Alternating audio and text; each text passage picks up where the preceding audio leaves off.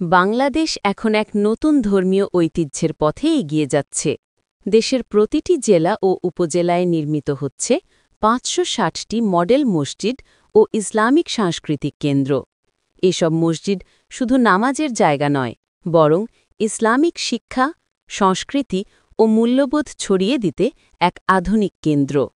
প্রতিটি মসজিদ নির্মাণে ব্যয় হচ্ছে প্রায় ১৫ থেকে ২০ কোটি টাকা। জেলা শহরের মসজিদগুলো ৪ তলা, আর উপজেলা ও উপকূলীয় এলাকার মসজিদগুলো ৩ থেকে ৪ তলা বিশিষ্ট।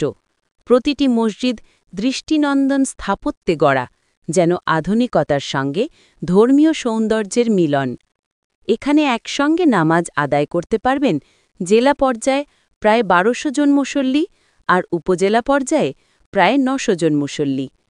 মডেল মসজিদে রয়েছে এমন সব আধুনিক সুবিধা যা সত্যিই বিস্ময়কর।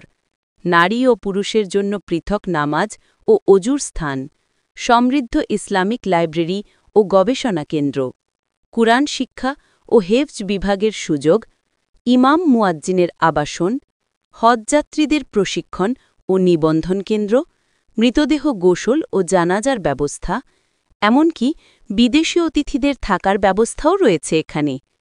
এসব মসজিদ শুধু ইবাদাতের স্থান নয়, বরং এক শান্তির ছায়া, শিক্ষা ও মানবতার মিলন মঞ্চ। এ যেন আধুনিকতার মাঝে ইসলামিক ঐতিহ্যের এক অনন্য নিদর্শন।